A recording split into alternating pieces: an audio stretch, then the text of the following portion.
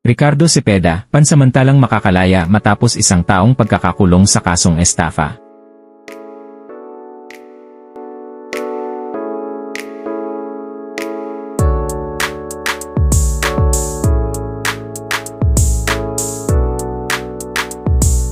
Matapos ang isang taon sa loob ng piitan, pansamantalang nakalaya ang aktor na si Ricardo Cepeda, na nasangkot sa kasong syndicate estafa. Arestado noong Oktubre 7, 2023 si Ricardo ay dinetina mula sa Camp Karingal at kalaunay inilipat sa Cagayan Provincial Jail sa Tuguegarao. Isang balita na naging sentro ng usapan ay ang pagpirma ni Executive Judge Gemma Bukayo Madrid ng resolusyon na nagpapahintulot sa pansamantalang paglaya ni Ricardo sa bisa ng piyansa.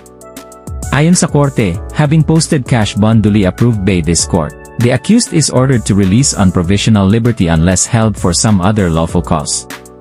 Hanggang ngayon, hindi pa rin malinaw kung magkano ang piyansa para sa pansamantalang kalayaan ng aktor. Kaninang umaga, September 9, 2024 Huwebes, ibinahagi ng longtime partner ni Ricardo na si Marina Benipayo sa Facebook ang masayang balita, may uwi na, finally.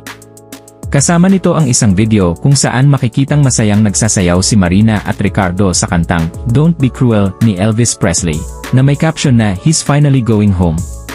Si Ricardo ay nasangkot sa isang investment scheme, ngunit ayon sa kanyang pamilya, wala siyang kinalaman dito. Noong Oktubre 2023, umalma ang stepson ni Ricardo, si Joshua De Sequera, na nagsabing mali ang pagkakadawit ng aktor sa kaso. Ayon sa kanya, si Ricardo ay isang product endorser lamang ng isang sale company na nag-alok ng buwanang kita mula sa isang investment scheme, ngunit tumalbog ang mga tseke ng naturang kumpanya. Sa kabila ng mga alegasyon, dinepensahan din ni Marina ang kanyang partner, at iginiit na wala itong kinalaman sa panloloko. Siya ay brand ambassador lamang ng kumpanya, at hindi bahagi ng operasyon ng naturang investment scheme. Patuloy naman ang suporta mula sa kanilang pamilya, at mga kaibigan, habang umaasa sila na tuluyan ng mapapawalang sala si Ricardo.